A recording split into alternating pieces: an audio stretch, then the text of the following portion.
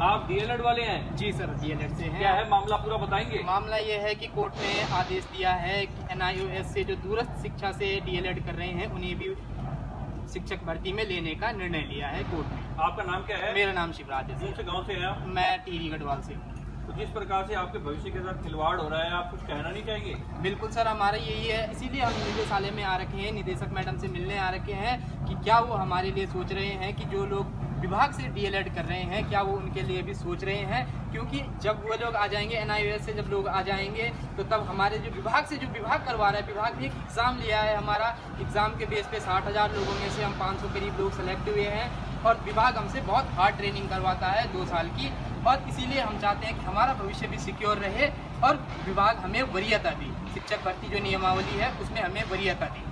DElEd वालों विद्यार्थियों के साथ जो बहुत बड़ा खेल खेला जा रहा है, कहीं ना कहीं उनका भविष्य दांव पर है। बीएड वाले भी हमारे साथ खड़े हैं। आपका मामला क्या है? आप बीएड से हैं? मेरा नाम अरविंद राणा है और मैं बीएड प्रशिक्षक। क्या मामला है आपको? हमारा मामला ये है कि अभी जो भर्ती चल रही थी 2287 पदों पर अभी भर्ती गतिमान है, उसमें जो माननीय उच्च न्यायालय का जो फैसला है उससे क्या हो रहा है कि हम लोग भी प्रभावित ऐसा हो रहा है कि माननीय उच्च न्यायालय ने उनको वैलिड करते हुए उनको कहा है कि इनको इस भर्ती में सम्मिलित करो। अगर उन्हें इस भर्ती में सम्मिलित किया जाता है तो एक ही भर्ती में, क्योंकि 70% ये भर्ती ऑलरेडी पूरी कंप्लीट हो चुकी है, 30% पदों पे बचा हुआ है। अगर उस भर्ती 30% पदों पे एनआईडीएल को अब शामिल किया जाता है तो एक ही भर्ती में 2 नियम कैसे लागू हो सकते हैं, हमारा सबसे बड़ा क्वेश्चन ये है। और हम सरकार को चाहते हैं कि क्योंकि माननीय उच्च न्यायालय में उनके द्वारा ठोस पैरवी नहीं की गई है, तो अगर इसमें या तो कोई समाधान निकाले जिससे कि भर्ती जिस रूल से चल रही थी, जिस सर्विस जो प्राथमिक शिक्षक भर्ती का जो नियम है, जो रूलिंग है, उसी रूलिंग से ये भर्ती आगे कंटिन्यू रहे। अगर आगे इनको कोई समस्या है कंटिन्यू रखने में तो माननीय सर्वोच्च न्यायालय में जाए, वहाँ ठोस पैरवी करे ताकि जो ये भर्ती जिस नियम के अधीन आ रखी है उस नियम से ही पूर्ण हो। और बहुत बड़ी बात है जिस प्रकार से प्रदेश में, उत्तराखंड प्रदेश में शिक्षकों के साथ जिस प्रकार से बहुत बड़ा जो अन्याय कहेंगे हो रहा है। आपका क्या मामला है? सर, हमारा ये मामला है कि आप डीएलएड वाले हैं? हम अभी 2020-21 में राज्य सरकार डीएलएड प्रशिक्षण परीक्षा कराती है, प्रवेश परीक्षा करवाती है, जिसमें लगभग तकरीबन 40,000 अभ्यर्थी प्रवेश परीक्षा में भाग लेते हैं। उनमें से 650 लोग इसमें चयनित होकर जो राज्य जिला प्रशिक्षण संस्थान से आगे का प्रशिक्षण कोर्स हम करना चाहते हैं। लेकिन हमारी ये मांग है कि जैसे कि अभी हाईकोर्ट से निर्णय आया गया कि जो एनआईओएस वाले हैं या जो अदर स्टेट के डीएलएड वाले हैं, इन्हें भी क्या करा गया कि राज्य डीएलएड के समतुल्य माना गया है। जिसमें हमारा ये मांग है कि अगर इन्हें हमसे अगर हमें इनसे पहले प्रथम वरीयता नहीं प्रदान की जाती है तो हम इसके खिलाफ आगे कार्य करेंगे। हमारी ये मांग है विभाग से कि अगर हमें प्रथम वरीयता यदि इसमें दी जाती है तो हमारे लिए बेहतर रहेगा, और अन्यथा हम यहाँ कोर्स को पूर्ण रूप से बहिष्कार करेंगे। बहुत बड़ी बात है, बहुत बड़ी समस्या है। और कुछ छात्र बोलना चाह रहा है आपके बीच में से, आपके आगे तो बता सकता है। आ जाइए, आगे आ जाइए, कोई बोलना चाह रहा है, आइए। क्या नाम है आपका? मेरा नाम शिव कुमार है। आप डीएलएड कर रहे हैं? और हम लोग 2022 में हमारा जो सेशन है वो शुरू हुआ था इस बार, और शुरुआत में यही है कि एनआईएस का मामला काफ़ी समय से कोर्ट में लंबित भी चल रहा था, और अभी 2-4 दिन पहले उन लोगों को भी इस शिक्षक भर्ती में शामिल करने की मांग रखी गई है। तो हम लोग डाइट से 2 साल का कड़ा प्रशिक्षण करते हैं, हमें केवल और केवल एक सेमेस्टर के अंदर 6 दिन की छुट्टी मिलती है। उसके अलावा हमारी कोई मेडिकल लीव भी नहीं। अगर हमारे साथ कोई दुर्घटना घट जाती है तो हमें पूरा सेमेस्टर अपना ब्रेक करना पड़ेगा। तो आपका कहना क्या है एनआईओएस वालों को इस परीक्षा में ना लिया जाए? हमें ये कहना है कि कोर्ट के द्वारा उनको आदेश दे दिया गया है कि उनको शामिल किया जाए। हमारी पहली प्राथमिकता ये है कि हमें वरीयता दी जाए, पहले हमें वरीयता दी जाए, उसके बाद ही दूसरों का नंबर लगाया जाए, और हमारी यही मांग है। तो स्थिति जो है प्रदेश के जो डीएलएड छात्र हैं या बीएड वाले छात्र हैं, उनके साथ जो खेल खेला जा रहा है, कहीं ना कहीं एक तरफ से ये युवा अपने भविष्य के साथ खिलवाड़ होता दिख रहे हैं।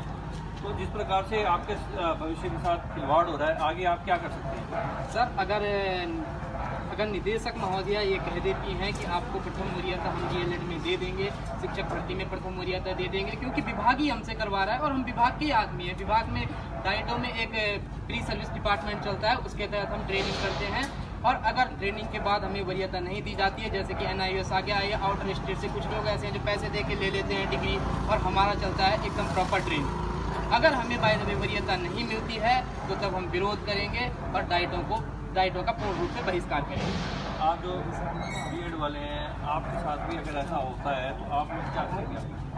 सर, हमारी जो समस्या है थोड़ा इनसे डिफरेंट है। हमारी समस्या ये है कि बीएड हम चाहते हैं कि जो ये प्रायर डीएलएड है जिन्होंने प्रॉपर तरीके से ट्रेनिंग लेके 2 साल की ट्रेनिंग कठिन जो है ये ट्रेनिंग लेके तब जाके डिग्री प्राप्त अपना डिप्लोमा प्राप्त करते हैं, जो प्रशिक्षु बनते हैं, तो इनको तो पहली प्राथमिकता रहती है। नियमावली में इनको पहली प्राथमिकता अभी तक थी, तो इनको सबसे पहले बीएड वाले से पहले इनको जॉब मिलती थी, और लेकिन उसके बाद सेकंड वरीयता हमें थी। लेकिन NIS DLED के बीच में आने से, क्योंकि वो लगभग 37,000 हो गए, अगर उनको, क्योंकि उन्होंने सिर्फ संडे को अपना कोर्स कंप्लीट किया है, वो भी 18 महीने के अंदर, तो 18 महीने में से 72 दिनों के अंदर उन्होंने जो है अपनी जो है डिप्लोमा अर्जित किया है। तो ऐसा डिप्लोमा जो एक नितांत अस्थायी था कि ठीक है, जो अनट्रेन टीचर हैं जो ऑलरेडी प्राइवेट स्कूल में पढ़ा रहे हैं, उनको सरकार ने उनको फॉर्मेलिटी के लिए पूर्ण करना था कि हाँ उनको उनकी जो क्वालिफिकेशन है वो एज अ टीचर के लिए जो मिनिमम रिक्वायरमेंट है वो पूरी हो जाए। तो उसके लिए एक वन टाइम कोर्स चलाया गया था। उस वन टाइम कोर्स में 14 लाख लोगों को पैन इंडिया के अंदर इन्होंने जो है कोर्स करवाया गवर्नमेंट ने, लेकिन वहाँ उनको बार बार यही कहा गया जो गवर्नमेंट की कि ये सिर्फ वन टाइम है और ये सरकारी जॉब के लिए आवेदन नहीं कर सकते, ये सरकारी में कल के दिन फ्यूचर में नहीं कर सकते। लेकिन अभी क्योंकि हर जगह इन्होंने हाई कोर्ट में कोई भी ढंग से खोज पैरवी की नहीं, पहले जहाँ NCT और MHRD ये कहते थे कि ये हमारा इन सर्विस टीचर प्रोग्राम है और इसमें जो है ये वैलिड नहीं है टीचर के लिए, अब वही अपने वक्तव्य चेंज करता है और कहता है कि माननीय न्यायालय में जब जाता है कि इसको वहाँ कहते हैं कि ठीक है हम इनको वैलिड मानने को तैयार हैं, क्योंकि अगर वो नहीं वैलिड मानते तो जिन्होंने 14 लाख तो आपका साफ में कहना DLED और BEd वालों को प्राथमिकता दी जाए। NIOS से जो करके आ रहे हैं वो सिर्फ 72 दिन का कोर्स करके आ रहे हैं, उनको जो है प्राथमिकता नहीं देनी चाहिए। आपके भविष्य के साथ खिलवाड़ हो रहा है, आप लोग 2-2, 3-3 साल से कोर्स करते हैं, उसके बाद सरकारी जो है आप जुड़े हुए हैं सरकार से, तो कहीं ना कहीं इनकी मांग भी सरकार जो मैं आपके संज्ञान में बना रहा हूँ, हमारा जो प्रॉब्लम ये है कि अगर भर्ती अभी गतिमान चल रही है, उस भर्ती को विभाग अगर उसमें बीच भर्ती में जहाँ सारी ऑलरेडी काफ़ी हद तक तरह से हो चुका है, 200 48 पद हैं, उसके 400 कुछ पद जो है 600 पद बचे हैं, उनमें कैसे ही 350 लोगों को जो सियासी ग्रुपों को लाभ मिला है उनको एडजस्ट नहीं करना चाहिए सरकार को। इसके लिए कोई अच्छा सा एक कोई व्यवस्था निकाले, उनको इस भर्ती से बाहर करे और इस भर्ती को किसी भी तरह से जिसमें करे वैसे संपर्क करें। हमारी ये सर्वोच्च न्यायालय का ये NIOS के विरोध में है कि जो उनको प्राथमिकता दी जा रही है, कुल मिला के ये है। और डायरेक्टर साहब से आज मुलाकात करेंगे ये लोग इस बारे में कि इनको प्राथमिकता दी जाए, उनको दूसरी श्रेणी में रखा जाए, जिससे कि इनके भविष्य के साथ खिलवाड़ ना हो।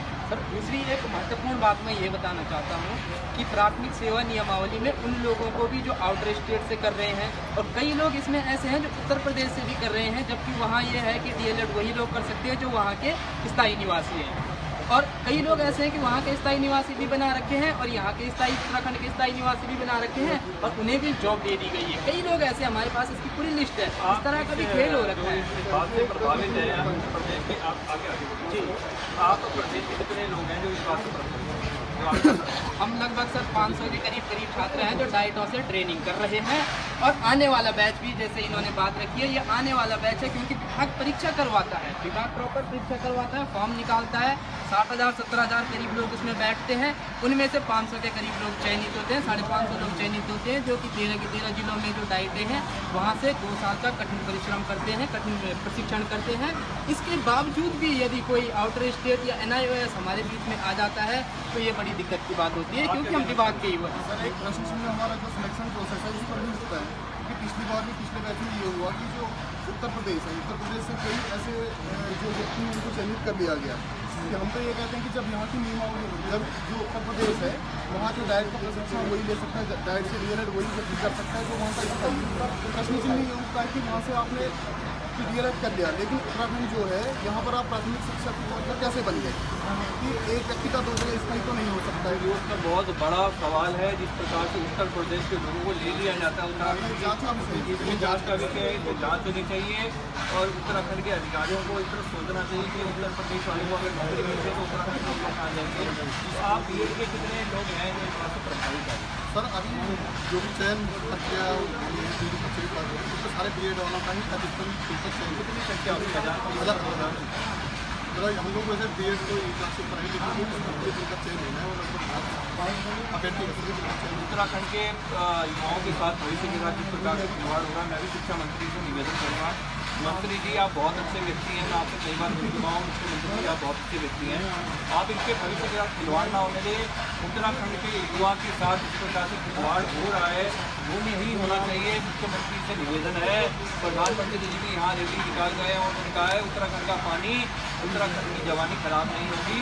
इसीलिए मेरा भी आपसे यही निवेदन है प्रधानमंत्री, मुख्यमंत्री जी और मंत्री जी, कि इनके भविष्य के साथ खिलवाड़ न की जाए, कहीं ना कहीं आंदोलन का बिल्कुल आ जाए। धन्यवाद सर, सर एक महत्वपूर्ण बात है, महत्वपूर्ण युवा बता रहा है बात, एक महत्वपूर्ण बात मैं अपनी बात रख रहा हूँ डायरेक्ट DLED की तरफ से आपके चैनल के माध्यम से, कि सरकार अगर नियमावली में किसी को भी लेती है, चाहे वो आउटरीच स्टेट को ले रही है, NIOS को ले रही है, किसी को भी ले रही है, वो बाद में वो सेकेंडरी है। सबसे पहले अगर विभाग हमसे ट्रेनिंग करवा रहा है, विभाग हमसे फीस ले रहा है और विभाग अपने संस्थानों में डायरेक्ट जिसे कहते हैं इसमें हमारी ट्रेनिंग करवा रहा है, तो हमें प्रथम वरीयता दे दी जाए। और हम आपके चैनल से यही बात करना चाहते हैं। युवा बड़े उग्र हैं, आंदोलनकारी होने के लिए आगे बढ़ रहे हैं। सर ये अभी एक बिंदु इन्होंने रखा है कि अदर स्टेट किसी को DLED करके आ रहे हैं, तो मेरा तो इसमें यही कहना है सर कि बहुत सारे इसमें ठगी लोग आ रहे हैं जो पैसा देते हैं, उसी तरह कर देते हैं या अदर स्टेट का उनका डोमिसाइल जो होता है DLED करने के लिए, चाहे ये लोगों ने भी किया है, तो ये अपने ही स्टेट का डोमिसाइल होना जरूरी है। उनका अगर डोमिसाइल अपनी स्टेट है तभी वो अपने वहाँ से डायरेक्ट से DLED कर सकते हैं, लेकिन लोग बात करके आ रहे हैं। तो मेरा ये कहना है कि ये जो भी other state DLED, direct DLED को छोड़ के जो उत्तराखंड के DLED है उनको छोड़ के जो भी DLED व्यक्ति जो अभी तक कभी आपने इनको जॉब दी है या आगे भी जो अभी इसमें बचे हुए अप्लाई कर रहे हैं, उनके पहले गहन जाँच की जाए, उसके बाद ही उन्हें नियुक्ति पत्र उनके दे देते हैं। बहुत बड़ी बात है। मंत्री जी, मैंने प्रधानमंत्री से भी निवेदन किया है, मुख्यमंत्री से भी, मंत्री से भी, इनके भविष्य के साथ खिलवाड़ नहीं होना चाहिए। मंत्री जी, वो उत्तराखंड का पानी जिस तरह और जवानी कहते हैं बर्बाद नहीं होनी चाहिए, इस पर खास तौर पर हमें ध्यान देना चाहिए। धन्यवाद मंत्री जी।